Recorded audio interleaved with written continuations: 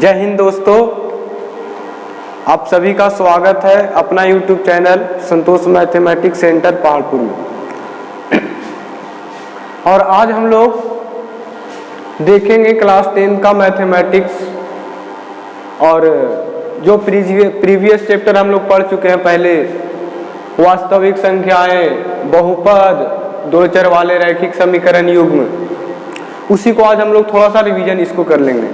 उसके बाद हम लोग चैप्टर बाय चैप्टर आगे जैसे स्टार्ट करेंगे द्विघात समीकरण, चैप्टर बाय चैप्टर आपका चलते रहेगा। तो चलिए देखते हैं हम लोग यहाँ से। सबसे पहले हम लोग वास्तविक संख्या से क्वेश्चन लेते हैं। सभी लोग ध्यान से देखिएगा। देखिए पहला क्वेश्चन है, निम्नलिखित में कौन परिमेय संख्या है?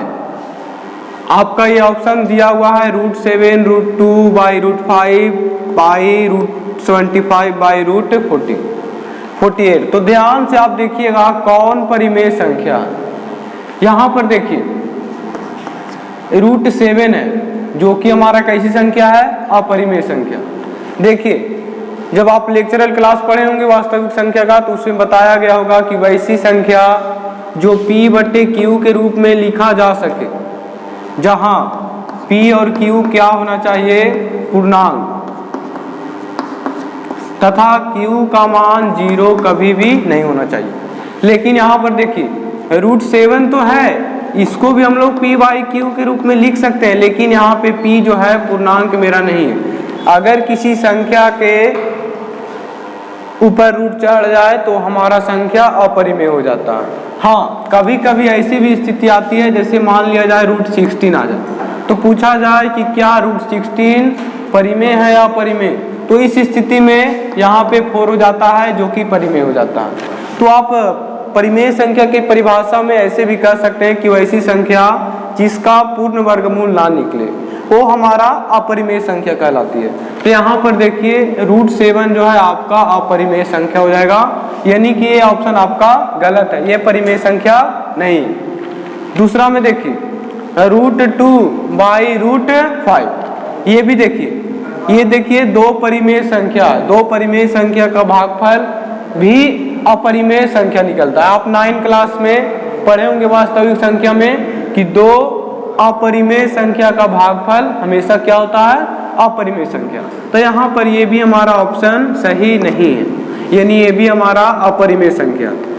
सी में देखिए पाई है, सी में है पाई। आप जानते हैं पाई एक अपरिमेय संख्या है। क्यों? चूंकि पाई का मान 22/7 होता है और इसको हम लोग P/Q के रूप में लिख तो सकते हैं, लेकिन अगर इसका हम लोग वैल्यू की बात करें तो 22/7 जो होता है बराबर होता है 3.14 ... मतलब कि ये कभी भी कटेगा नहीं, इसका मान इन्फिनाइट तक चला जाता है। इसीलिए 22/7 को अपरिमेय संख्या में ऐसे कहीं कहीं दिया जाता है परिमेय, वास्तव में परिमेय नहीं होता है। 22/7 जो है पाई का वैल्यू है जो हमारा अपरिमेय संख्या होता है। तो कहीं भी पाई दिया हुआ रहेगा तो उसको परिमेय में नहीं लाइएगा, हमेशा अपरिमेय उसमें रखिएगा। हम लोग डी ऑप्शन देखते हैं। डी में है √75 बाई √48। अब देखिए यहाँ पे √75/√48 है, इसको हम लोग कैसे जानेंगे कि ये परिमेय है या फिर नहीं है? तो इसके लिए देखिए सबसे पहले हम लोग क्या करेंगे, यहाँ पर देखिएगा √75 बटा में है √48। देखिए √75 को हम लोग इस प्रकार से लिख सकते हैं, √25 × 3, और इसको लिख सकते हैं √14 × 3। अब यहाँ पर से आप ध्यान दीजिएगा तो 25 का वर्गमूल निकल जाता है जो कि 5 के इक्वल होता है। बच गया यहाँ पे √3 का वर्गमूल नहीं निकलता, तो ये √3 हो जाएगा। नीचे देखिएगा तो 16 वर्गमूल के अंदर है जिसका वर्गमूल निकल जाता है, तो 16 का वर्गमूल 4 हो जाएगा और ये हमारा बच गया √3 से √3 कैंसिल, हमारा आ गया 5/4 जो कि P/Q के रूप में है, और PQ दोनों पूर्णांक है। तो इसका हमारा करेक्ट आंसर हो जाएगा √25 बाई √48। चलिए हम लोग नेक्स्ट क्वेश्चन देखते हैं।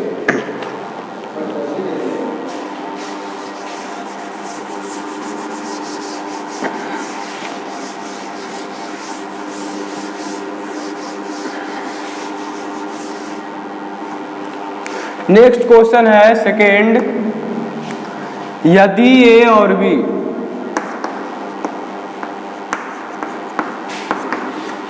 और बी अभाज्य संख्याएं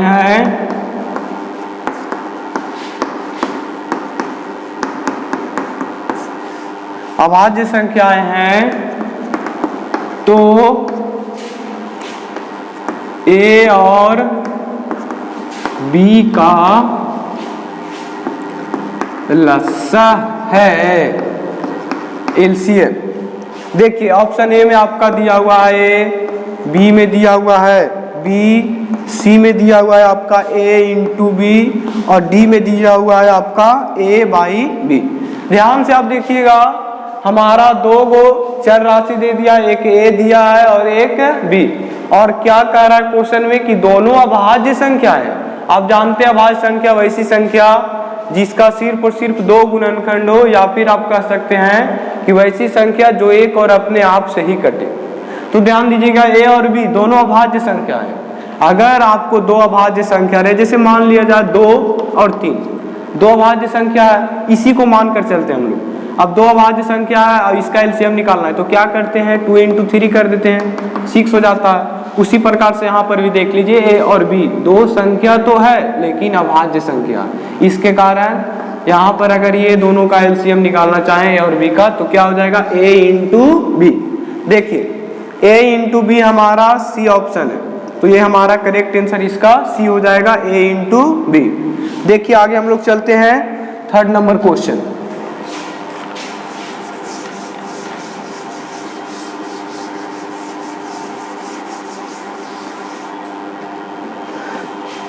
देखिए थर्ड नंबर क्वेश्चन है 0.43, ऊपर रेकरिंग इस पे है, इसको कह रहा है कि P बटे Q के रूप में व्यक्त करें।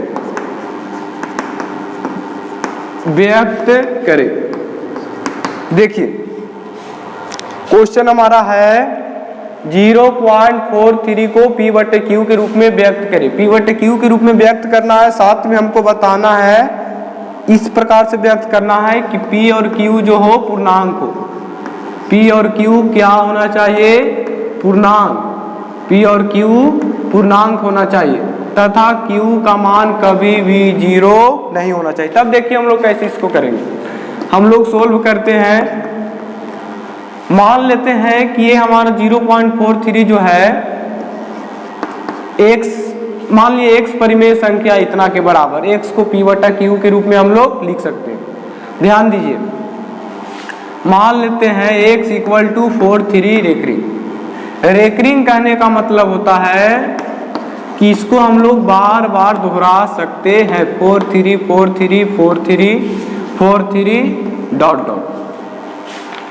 इसको हम लोग इक्वेशन फर्स्ट मान लेते हैं। ऐसा करते हैं, समीकरण फर्स्ट में दोनों तरफ हम लोग 100 से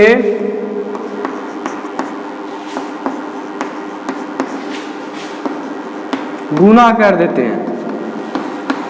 समीकरण फर्स्ट में दोनों तरफ 100 से गुना करने पर, 100 से गुना हम लोग क्यों कर रहे हैं, इसका भी कारण है। इसका कारण ये है चूंकि दो ही अंक है और दोनों के ऊपर रेकरिंग चढ़ा हुआ है, तो इस स्थिति में हम लोग 100 से मल्टीप्लाई कर रहे हैं। अगर एक अंक रहता, एक के ऊपर रेकरिंग चढ़ा रहता, तो हम लोग 10 से मल्टीप्लाई करते, लेकिन यहाँ पे दो अंक है और दोनों के ऊपर रेकरिंग चढ़ा हुआ, इसलिए हम लोग यहाँ पे 100 से गुना कर रहे हैं।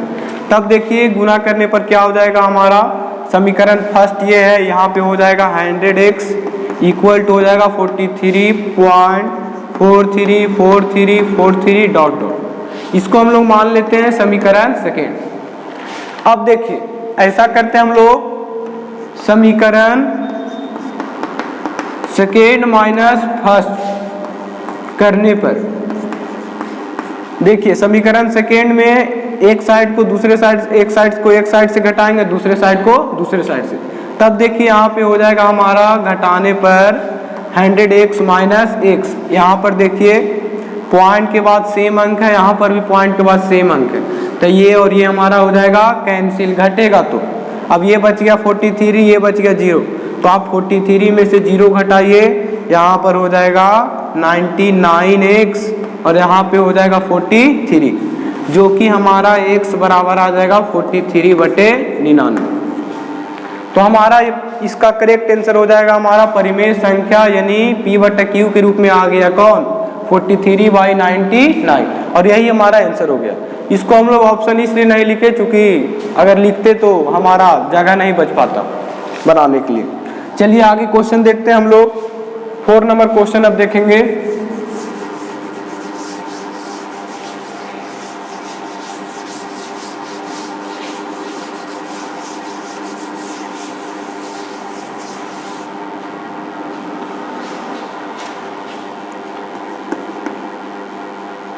देखिए 4 नंबर क्वेश्चन में है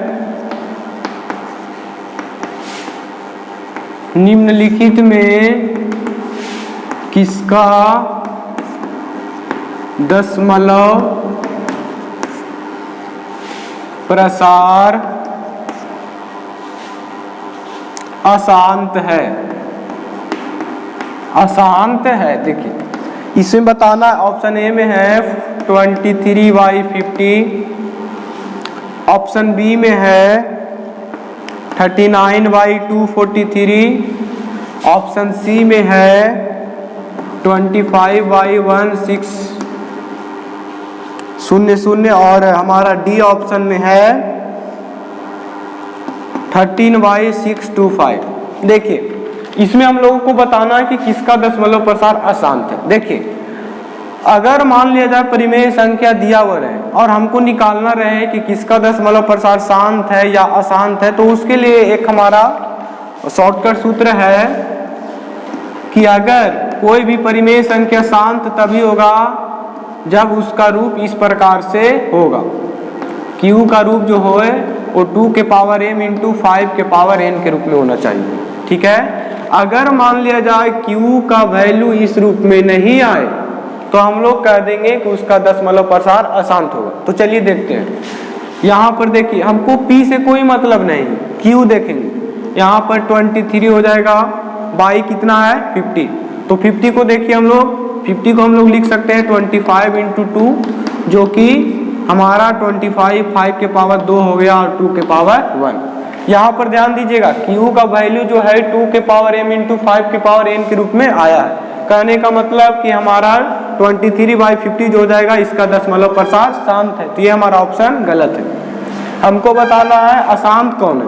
फिर देखिए यहाँ पे 39/243, ध्यान दीजिएगा 39 अभाज्य संख्या, इसको ऐसे ही रहने देंगे। अब यहाँ पर 39 भाज्य संख्या, इसको हम लोग ऐसे ही रहने देंगे। 243 जो है हमारा वो 7 का घन है। 7 का घन जो होता है और वो हमारा 243 होता है। अब यहाँ पर देखिए इसका रूप जो हो गया वो चेंज हो गया, 243 का रूप चेंज हो गया, ये Q का वैल्यू आ गया 7 के पावर 3 के रूप में। लेकिन यहाँ पर शांत होने के लिए Q बराबर 2 के पावर m × 5 के पावर n होना चाहिए, जो कि हमारा क्या हो गया अशांत। और क्वेश्चन में भी यही कह रहा था कि किसका दशमलव प्रसार अशांत है, तो इसी का दशमलव प्रसार अशांत है, इसीलिए हमारा करेक्ट आंसर ये हो जाएगा 39/243। चूंकि इसका Q के रूप जो है इस रूप में नहीं आ रहा है, तो यही हमारा शांत हो जाएगा, यही आंसर। आगे देखते हैं हम लोग 5 number question.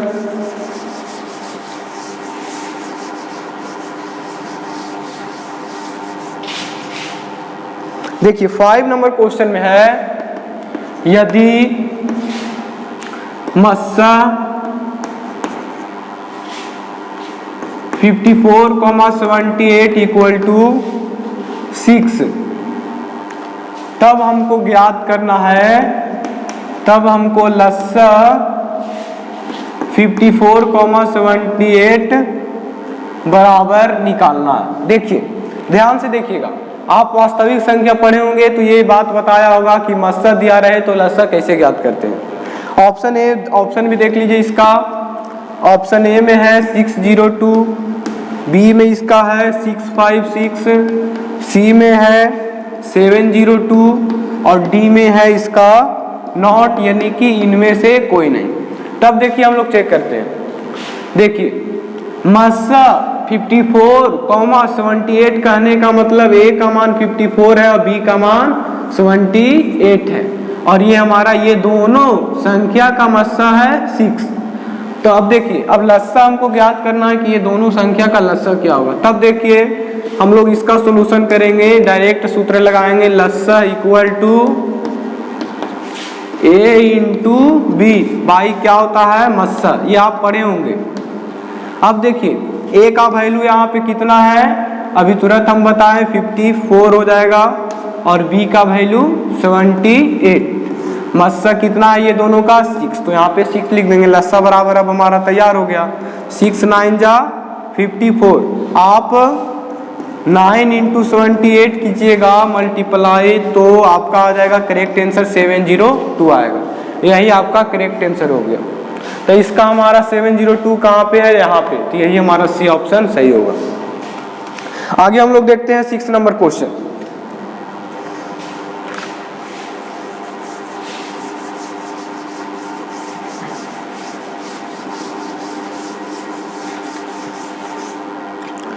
Six number question है आपका बहुपद से। हम लोग 5 क्वेश्चन कर लिए वास्तविक संख्या से, अब बहुपद से करते हैं। 6 नंबर क्वेश्चन में कह रहा है कि निम्नलिखित में कौन बहुपद है। ध्यान दीजिएगा, निम्नलिखित में कौन बहुपद है बताना है। ऑप्शन ए में इसका है x के power 2 minus 5x plus 4 root under x plus 3। B में देखिए, बी में x के power 3/2 minus x plus x के पावर 1/2 प्लस 1। सी ऑप्शन हमारा है root under x plus 1 by root under x, इसको अच्छा से लिखेंगे हम लोग। और डी ऑप्शन में हमारा है root under 2x square minus 3 root 3x plus root under 6। अब देखिए इसको हम लोग सोल्व करते हैं, आसानी से पहचानेंगे कि कौन बहुपद है। देखिए फर्स्ट में आपका दिया हुआ है x की power 2 minus 5x plus 4 root x plus 3। इस क्वेश्चन को बनाने से पहले हम लोग जान लेते हैं कि बहुपद को कैसे पहचानेंगे। देखिए बहुपद को पहचानने के लिए हमारा 3 शर्त होता है। पहला शर्त होता है कि चर का घात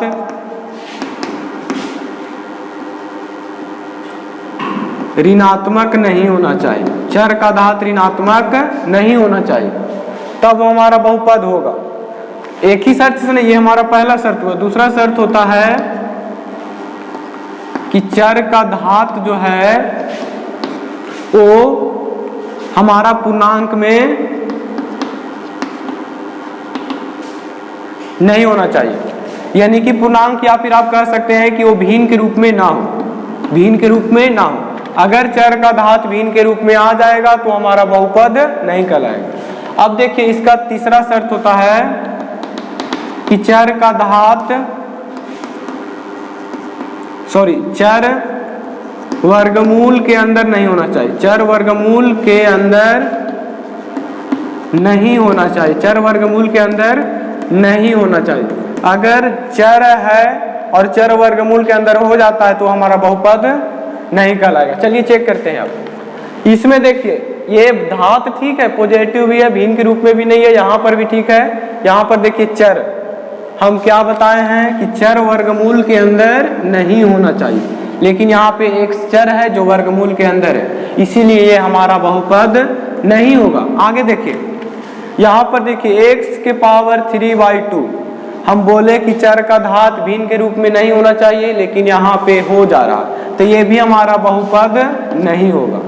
तीसरा में देखिए ये root under x plus 1 by root under x, यहाँ पर भी ध्यान दीजिए, हम बताए हैं बहुपद होने के लिए कि चर वर्गमूल के अंदर नहीं होना चाहिए, लेकिन यहाँ पर ही हो जा रहा है, तो ये भी हमारा बहुपद नहीं होगा।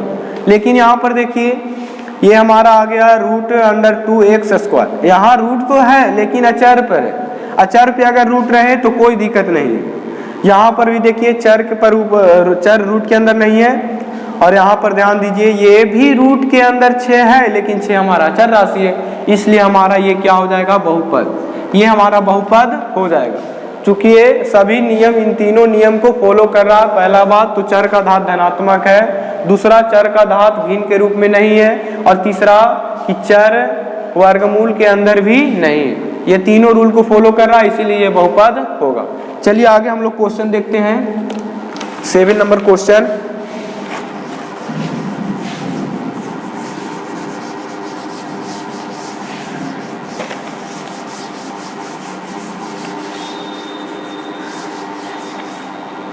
देखिए क्वेश्चन हम शॉर्ट में ही लिखेंगे।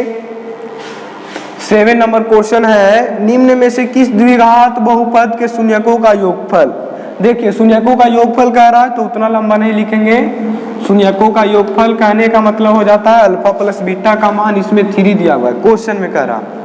और शून्यकों का गुणनफल दिया हुआ है अल्फा इंटू बीटा बराबर दिया हुआ -10। ध्यान दीजिएगा, क्वेश्चन को हम लोग शॉर्ट में ही लिखेंगे।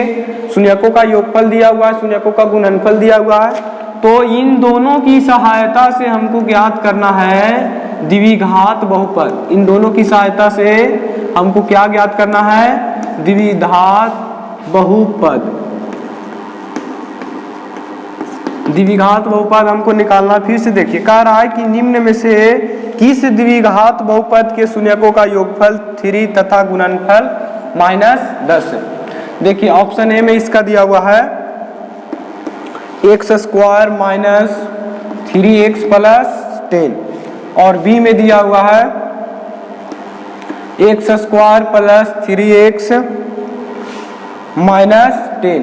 सी ऑप्शन देखिएगा तो x² - 3x - 10, और डी ऑप्शन देखिएगा नोट, यानी कि इनमें से कोई नहीं। देखिएगा आप देखिए इसको हम लोग किस प्रकार से सॉल्यूशन करते हैं।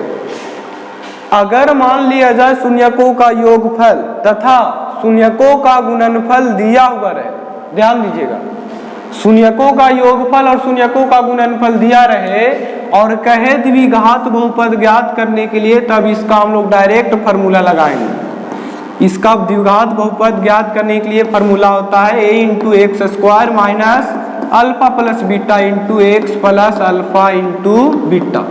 यही आप सूत्र लगा के आप द्विघात बहुपद को इन दोनों की सहायता से ज्ञात करते हैं। देखिए हम ज्ञात करते हैं, यहाँ पर a रहने देंगे, x² को भी रहने देंगे माइनस, बताइए अल्फा प्लस बीटा दिया हुआ है 3, यहाँ पे रख देंगे 3 और x से मल्टीप्लाई करेंगे x, प्लस का साइन है प्लस रहने देंगे, अल्फा इंटू बीटा का मान कितना दिया हुआ है -10, इसको रहने देंगे।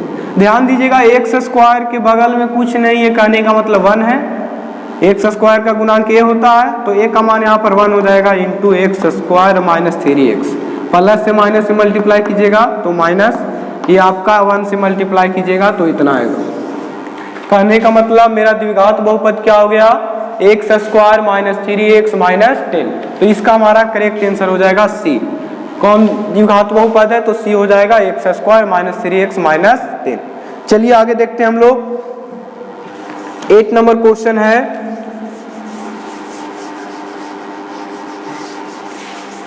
इसी प्रकार से कभी कभी आपको त्रिघात बहुपद निकालने के लिए दिया रहेगा तो उसका भी फॉर्मूला होता है, और भी क्वेश्चन हम लोग देखेंगे। देखिए एक और क्वेश्चन है 8 नंबर क्वेश्चन,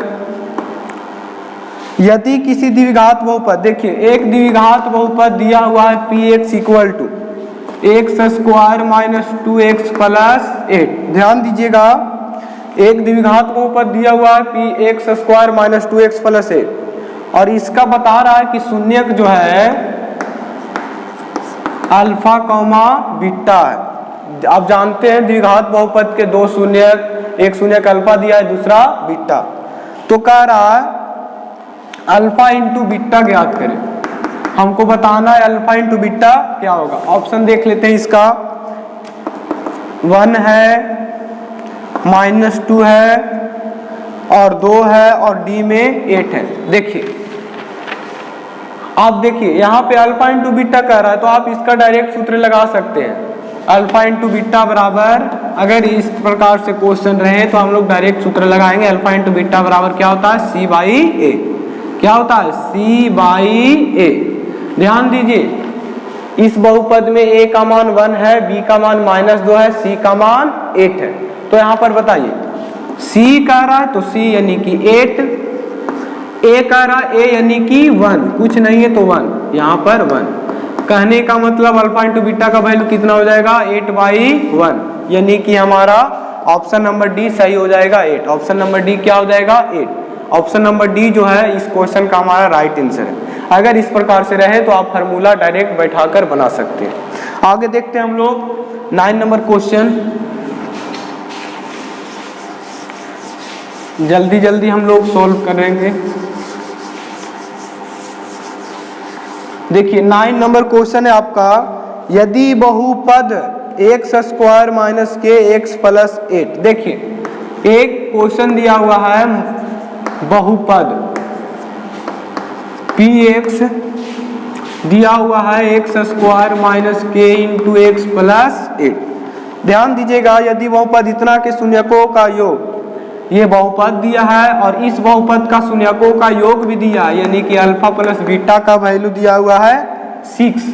तो कह रहा है क्वेश्चन में तो k का वैल्यू ज्ञात करें, यानी कि k का मान हम लोगों को फाइंड करना है, ज्ञात करना है। देखिए कैसे हम लोग करेंगे सोल्व।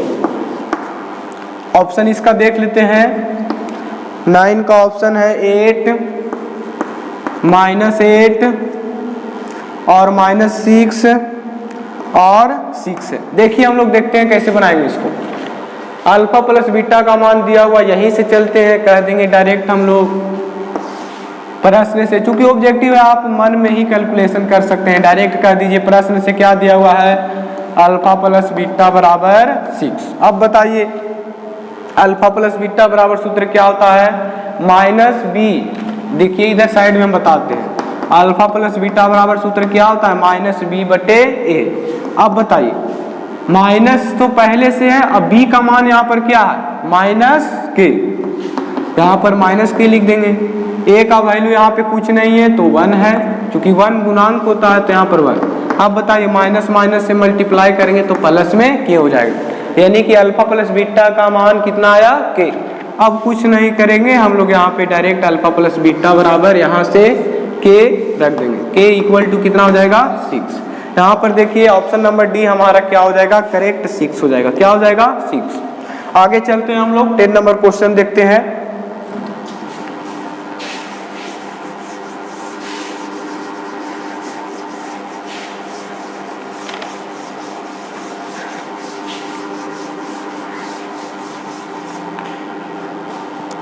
नंबर देखिए क्वेश्चन 10 नंबर क्वेश्चन में आपका दिया हुआ है एक बहुपद दिया हुआ है px। देखिए क्वेश्चन को हम शॉर्ट रूप में ही आप लोग को दिखा रहे हैं। px बराबर दिया हुआ है x² + px - q दिया हुआ है और बता रहा है इस क्वेश्चन में कि बहुपद इतना के शून्यक जो है एक दूसरे के व्युत्क्रम है।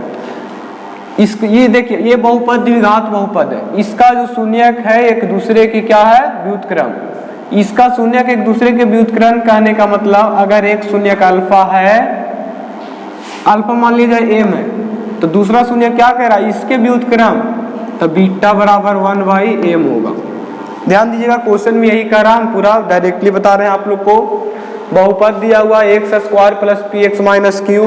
अब बता रहा है क्वेश्चन में कि इस बहुपद का एक दूसरे जो दो शून्यक है एक दूसरे के क्या है व्युत्क्रम। तो अगर एक शून्यक अल्फा बराबर m मानते हैं तो इसका बीटा बराबर इसका व्युत्क्रम m का क्या हो जाएगा 1/m। तो हम लोग को पूछा जा रहा है कि q का मान ज्ञात करें, तो फिर हम लोगों से पूछा जा रहा है q का मान ज्ञात करें। चलिए देखते हैं हम लोग क्वेश्चन से ही चलेंगे। ऑप्शन भी देख लेते हैं इसका। क्वेश्चन नंबर 10 का ऑप्शन में दिया हुआ है a में -1, b का मान b में दिया हुआ है 1 दिया हुआ है, c में 1/p और d में इनमें से कोई नहीं यानी कि नोट दिया हुआ है। चलिए सोल्व करते हैं इसका। ध्यान दीजिएगा अल्फा का मान m है, बीटा का मान 1/m है, हमको निकालना है q का मान। यहाँ पर ध्यान दीजिएगा q का मान निकालना है कि क्या करेंगे कि q का मान निकलेगा। तो देखिए q जो है a b c का मान है और हमको q का निकालना है। तो c बताइए किस फॉर्मूला में आता है, तो अल्फा इंटू बीटा में आता है c/a। क्या आता है C/A। ध्यान दीजिएगा अल्फा इंटू अल्फा का मान m है, बीटा का मान 1/m है। C का वैल्यू कितना है -q, यहाँ -q लिखेंगे। A का वैल्यू कुछ नहीं है 1 है। ध्यान दीजिएगा m से m कैंसिल हो गया। अब यहाँ पर मल्टीप्लाई कीजिएगा तो 1 बराबर -q आएगा। अगर माइनस को इधर ला देंगे तो q का मान -1 हो जाएगा। तो इस स्थिति से इस क्वेश्चन का हमारा q का मान पूछ रहा था, q का मान क्या हो जाएगा -1। देखिए ऑप्शन ए में, तो हमारा ऑप्शन ए जो हो जाएगा राइट आंसर होगा इसका।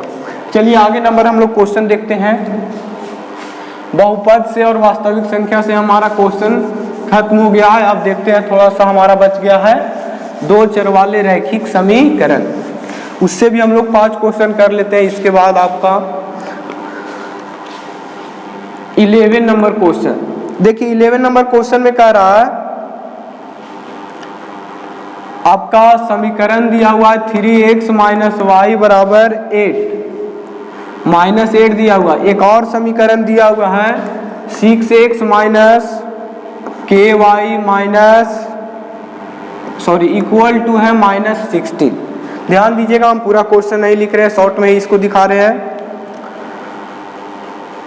तो हमारा दिया हुआ है तो बोल रहा है इस क्वेश्चन में कह रहा है कि k के किस मान के लिए, k के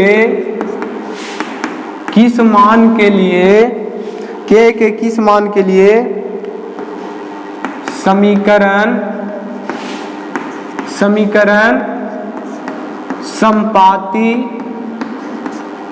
समपाती रेखाओं को प्रदर्शित करेगा, समपाती रेखाओं को प्रदर्शित करेगा। देखिए ऑप्शन ए में इसका है 2, बी में दिया हुआ है -2, सी में दिया हुआ है 1/2 और डी में दिया हुआ है -1/2। ध्यान दीजिएगा इसके लिए आपको हम थोड़ा सा दिखाते हैं। 3 शर्त होता है समीकरण, आप जब पढ़े होंगे तो उसमें लेक्चरर क्लास में हम लोगों ने पढ़ा था। उसमें एक होता है a1/a2 बराबर b1/b2 बराबर c1/c2। अगर ये शर्त को फॉलो करता है तो इसको हम लोग कहेंगे समपाती होगा।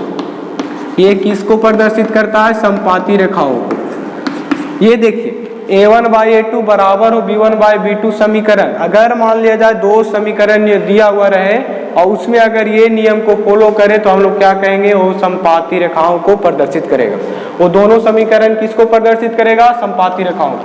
चलिए देखते हैं हम लोग फॉलो करता है कि नहीं। तो क्या कह रहा है, k का मान हमको बताना है किसके लिए, समपाती रेखाओं को फॉलो करने के लिए। तो समपाती रेखाओं को फॉलो यही करेगा। चलिए इसी से हम लोग सोल्व करते हैं। देखिए a1 कह रहा है, a1 देखिए इसमें 3 जो है a1 का मान है, ये y कहने का मतलब माइनस इसको 1 हम लोग कह सकते हैं। b का मान जो है हमारा क्या हो जाएगा -1 और c का मान -8। यहाँ पर देखिए ये a1 हो गया, ये b1 और ये c1। यहाँ पर a2 हो जाएगा क्या, दूसरा समीकरण में a2 का मान 6 और ये -k जो है क्या हो जाएगा हमारा b2 हो जाएगा और ये -16 जो है c2 हो जाएगा। अब देखिए देखते हैं हम लोग मान बैठाकर। a1 का वैल्यू कितना है 3, a2 का वैल्यू कितना है 6। a1 देखिए यहाँ पे 3 है, a2 हमारा 6। 2 समीकरण दिया हुआ रहेगा, उसको इस तरह से आप मान सकते हैं। तो a1 हमारा 3 है, a2 हमारा 6 लिख दिए बराबर b1 देखिए -1 है, -1 यहाँ पे लिख देंगे। b2 देखिए यहाँ पे -k है, ये तो चर है, चर का गुणांक ही b का मान होता है। तो यहाँ पर क्या हो जाएगा -k, माइनस कैंसिल हो जाएगा। हमको पूछ रहा है समपाती रेखा होने के लिए k का मान।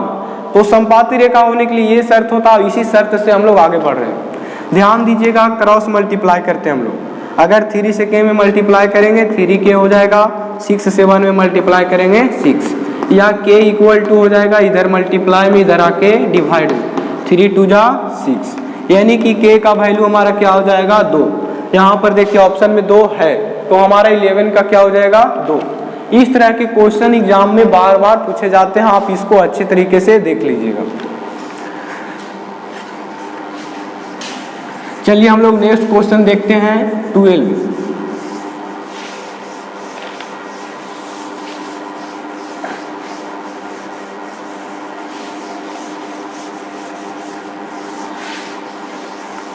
12 नंबर क्वेश्चन देखिए, वो भी इसी प्रकार से है लेकिन कुछ अलग है। देखिए क्या कह रहा है, ये एक समीकरण दिया हुआ है ax plus B Y plus C बराबर 0, और इसमें पूछा जा रहा है कि दो चर है, दो चर कौन कौन है, x और y है। दो चर x y में रैखिक समीकरण ये है, ठीक है। पूछा जा रहा है कि इसका कितना हल संभव हो सकता, इसका कितना हल संभव हो सकता है। आप 9 क्लास में पढ़े होंगे दो चर वाले सिर्फ रैखिक समीकरण, लेकिन आप 10th में गए तो उसमें पढ़ना था दो चर वाले रैखिक समीकरण युग्म। युग्म कहने का मतलब इसी प्रकार का एक और समीकरण, इसी प्रकार का एक और समीकरण हो जाता है। युग्म कहने का मतलब इसी प्रकार का एक और समीकरण हो जाता है। अगर ये दोनों है तब हम इसको युग्म कहेंगे, लेकिन यहाँ पे सिर्फ ये है, यानी कि ये बात को यहाँ पे नहीं दर्शाएंगे। और पूछा जा रहा है कि इसका कितना हल होगा। आप 9 क्लास में पढ़े होंगे, जैसे मान लिया जाए इस प्रकार से रहता था 4x प्लस 3y बराबर 6 है, तो हम लोग क्या करते थे, x का मान रखते जाते थे, y का मान प्राप्त होते जाता था। x के मान रखते जाते थे, y का मान प्राप्त होते जाता था। यानी कि हम लोग कह सकते हैं कि दो चरों में रैखिक समीकरण का कितना हल होता है, अनगिनत। अनगिनत क्यों होता है, आप x का मान जितना रखिएगा y का मान उतना ही निकलते आएगा, ठीक है। तो इसका हमारा कितने हल हो जाएगा, इस समीकरण का अनगिनत हल। इसका हम लोग ऑप्शन नहीं दिखाए हैं, डायरेक्ट बता दिए, अनगिनत हल हो जाएगा। ध्यान दीजिएगा, इस समीकरण का हमारा अनगिनत हल हो जाएगा। आगे चलते हैं हम लोग 13 नंबर क्वेश्चन में। ये 9 क्लास का क्वेश्चन है, कभी कभी पूछ दिया जाता है 10th क्लास के बोर्ड में। देखिए 13 नंबर क्वेश्चन,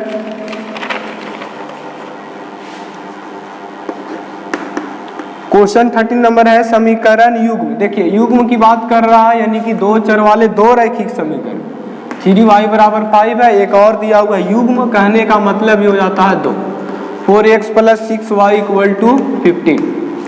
और कह रहा है कि ये दो हमारा समीकरण दिया हुआ, दो रैखिक समीकरण युग्म कह रहा, पूछा जा रहा है कि इसका कितना हल होगा, कितना हल होगा। ए में दिया हुआ है अद्वितीय हल, क्वेश्चन को हम शॉर्ट रूप में ही लिख रहे हैं। बी में दिया हुआ है अनंत हल, सी में दिया हुआ है कोई हल नहीं, और डी में दिया हुआ है नोट, यानी कि इनमें से कोई नहीं। देखिए पूछा जा रहा है ये दो चर वाला रैखिक समीकरण युग्म जो है इसमें कितना हल होगा, एक हल होगे या अनंत हल या कोई हल नहीं। चलिए देखते हैं हम लोग कैसे। देखिए एक हल होने के लिए सूत्र क्या होता है, a1/a2 is not equal to b1/b2। ये कितने हल होने के लिए, एक हल होने के लिए। कोई हल नहीं होने के लिए सूत्र होता है a1/a2 बराबर b1/b2 is not equal to c1/c2। ये हमारा हल होता है कोई हल नहीं होने के लिए। और अनगिनत हल होने के लिए हमारा सूत्र होता है a1/a2 बराबर b1/b2 बराबर c1/c2। आप अगर चाहेंगे इसके लिए कोई हल नहीं, इसके लिए अनगिनत है, इसके लिए आपका हो जाएगा अनगिनत हल। अब देखिए कि ये तीनों शर्त, ये जो हमारा दो चर वाले रैखिक समीकरण युग्म दिया हुआ है, कौन शर्त को फॉलो कर रहा है। चलिए देख लेते हैं, मन ही मन कैलकुलेशन करते हैं। यहाँ पर देखिए a1 का मान 2 हो गया, b1 का मान 3 हो गया, c1 के मान 5 हो गया, a2 का मान हो गया 4 हो गया, b2 का मान हो जाएगा 6 और c2 के मान 15। चलिए देखते हैं हम लोग a1/a2। a1 कितना है, 2 है, a2 कितना है, 4 है, तो यहाँ पर लिख दिए। अभी इक्वल का साइन कुछ नहीं देंगे हम लोग। फिर देखिए b1 कितना है, 3 है, b2 कितना है, 6 है, बट हम 6 कर देंगे।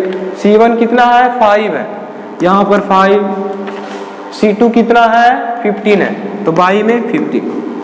अगर आप चाह सकते हैं तो इसको काट सकते हैं, 2 2 जा 4 यानी कि 1/2 हो गया, इसको भी काट सकते हैं, 1/, इसका भी 2 हो जाएगा। अगर इसको काटिएगा तो 1/3। ध्यान दीजिएगा ये 1/2 ये दोनों तो इक्वल हो जाता है, लेकिन ये इक्वल नहीं होता है। ये दोनों के इक्वल 1/3 है नहीं। अब देखिए कि ये शर्त किसमें है, ये आपको पता चल रहा है कि कोई हल नहीं होगा इसका।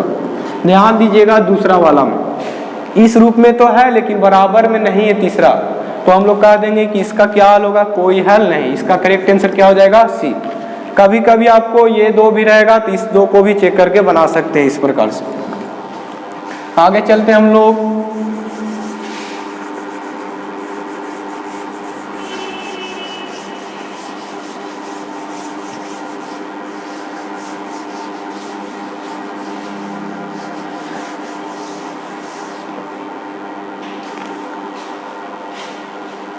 देखिए 14 नंबर क्वेश्चन क्या कह रहा है, दो चरों में दो एकघातीय समीकरण के ग्राफ यदि प्रतिच्छेदी रेखाएं हो तो हलों की संख्या है। ध्यान दीजिएगा 14 नंबर क्वेश्चन हम नहीं बताकर इसका फॉर्मूला ही बताते, थ्योरी बता देंगे, वही थ्योरी से ही इसमें क्वेश्चन पूछ दिया गया।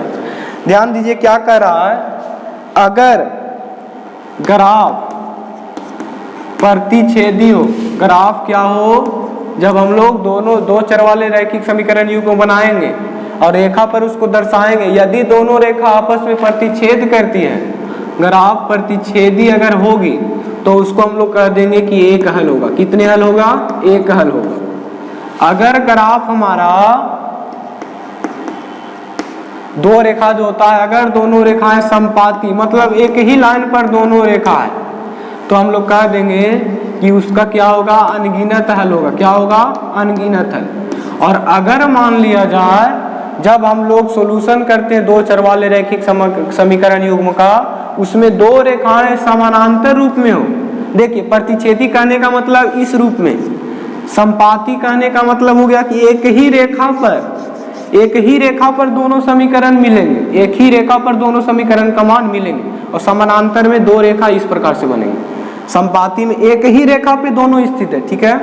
तो ध्यान दीजिएगा अगर ग्राफ हम लोगों को समानांतर प्राप्त होगा, अगर ग्राफ समांतर प्राप्त होगा तो इसका हमारा कोई हल नहीं होगा, कोई हल नहीं होगा। इसको आप अच्छी तरीके से याद कर लीजिए, हम तो कहते हैं इसको रट लेने में ही फायदा है। तो ये हमारा थ्योरी से पहले क्वेश्चन यही पूछ रहा था कि ग्राफ प्रतिच्छेदी हो तो कितने हल होगा, तो इस 14 नंबर क्वेश्चन में क्या हो जाएगा, एक हल। लेकिन आप तीनों याद रखेंगे तो कभी कभी ये दोनों ही पूछ दिया जाता है, तो इस प्रकार से आप बना सकते हैं। एक और क्वेश्चन हमारा बच गया है, सबसे लास्ट 15 नंबर क्वेश्चन।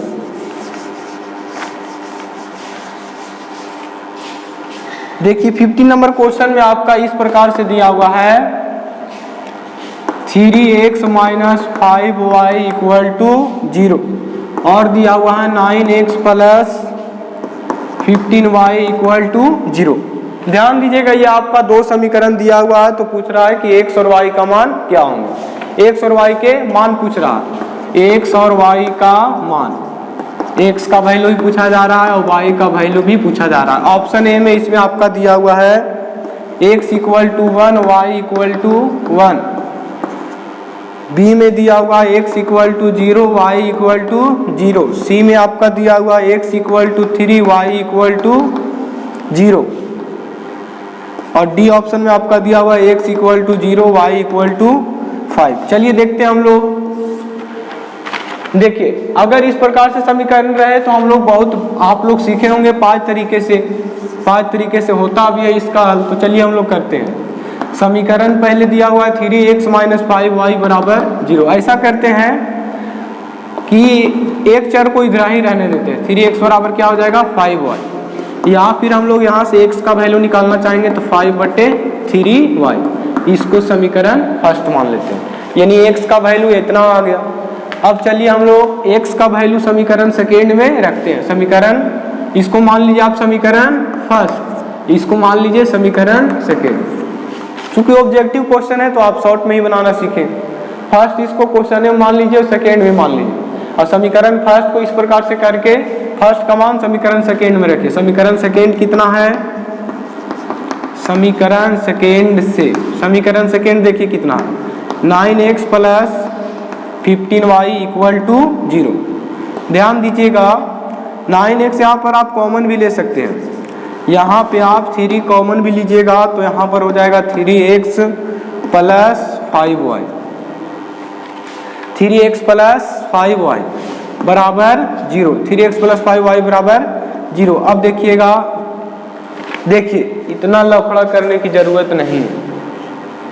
3x, हाँ तब देखिए इसको 3 को रहने देंगे हम लोग, 3 इंटू एक्स का वैल्यू यहाँ पे पुट कर देंगे 5/3y, अब प्लस में कितना है 5y बराबर 0। आप इसको हल करिएगा तो हमारा हो जाएगा 3 से 3 cancel, 5y plus 5y 10y हो जाएगा। कहने का मतलब 3 इंटू 10y बराबर 0। अगर y बराबर कीजिएगा तो 0/30 आएगा जो कि 0 के बराबर है। एक हल हमारा पता चल गया, y बराबर क्या आ गया 0। अब देखिए y बराबर 0 आ गया तो समीकरण फर्स्ट में भी रख दीजिए, x बराबर इतना है तो 5/3 इंटू वाई का मान 0, तो इतना में गुना करिएगा तो 0x का भी मान आएगा। कहने का मतलब इस समीकरण का हमारा हल क्या होगा, x बराबर 0 y बराबर, सॉरी देखिए बी ऑप्शन मेरा सही है, x बराबर 0 y बराबर 0। आप ऑप्शन से ध्यान दीजिएगा बनाते वक्त। और आज हम लोग क्लास यहीं स्टॉप करेंगे। इसके बाद हमारा अगला चैप्टर जो है द्विघात समीकरण, उसमें सबसे पहले हमारा लेक्चरल क्लास चलेगा, उसके बाद धीरे धीरे हम लोग एक्सरसाइज बाय एक्सरसाइज करते चलेंगे। जय हिंद।